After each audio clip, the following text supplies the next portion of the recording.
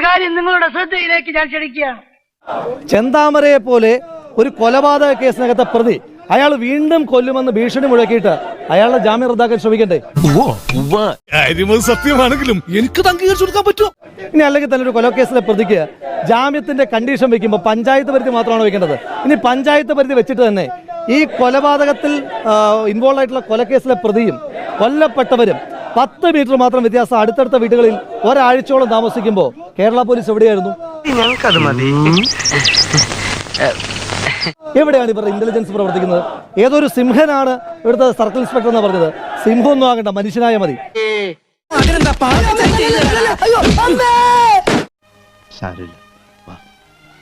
സർക്കാർ ഈ പെൺകുട്ടികൾക്കൊപ്പം നിൽക്കുമെന്നാണ് പറയുന്നത്. സർക്കാർ ഈ പെൺകുട്ടികൾക്കൊപ്പം എങ്ങനെ നിൽക്കുമെന്നായി പറയുന്നത്?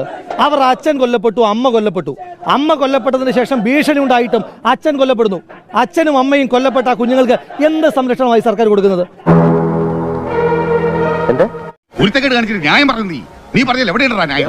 ഈ സർക്കാർ സംരക്ഷിക്കായിരുന്നെങ്കിൽ, സർക്കാർ സംരക്ഷിക്കണമെന്ന് താല്പര്യമുണ്ടായിരുന്നെങ്കിൽ അച്ഛൻ കൊല്ലപ്പെടില്ലായിരുന്നു, അച്ഛമ്മ കൊല്ലപ്പെടില്ലായിരുന്നു.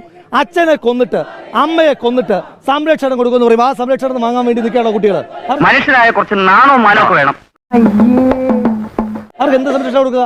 അവർക്ക് അവരുടെ മരണപ്പെട്ട അച്ഛനെ കൊടുക്കുമോ? അവരുടെ മരണപ്പെട്ട അമ്മയെ കൊടുക്കുമോ? അവരുടെ മരണപ്പെട്ട അച്ഛമ്മയെ കൊടുക്കുമോ? എന്താ സർക്കാർ ചെയ്യാൻ പോകുന്നത്? സർക്കാരിന്റെ ഏതെങ്കിലും ഒരു ഒരു ഒരു ഒരു നക്കാപ്പിച്ച പണത്തിന് വേണ്ടിയിട്ട് നിൽക്കുന്നവരാണ് ഈ കുഞ്ഞുങ്ങള്. വല്ലാത്ത തലവേദന, ഞാനൊന്ന് കിടക്കട്ടെ. ആ കുട്ടികൾ, 2 പെൺകുട്ടികൾ, അവർ ഇന്നലെ തൊട്ട് പറയുന്ന ഓരോ വാക്കും ഈ സർക്കാരിനെതിരായിട്ടുള്ള ശാപവാക്കാണ്. ശ്രീ പിണറായി വിജയൻ എന്ന് പറയുന്ന കേരളത്തിന്റെ ആഭ്യന്തരമന്ത്രിയുടെ തലയിൽ പതിക്കുന്ന ശാപവാക്കുകളാണ് ആ കുട്ടികൾ പറഞ്ഞുകൊണ്ടിരിക്കുന്നത്.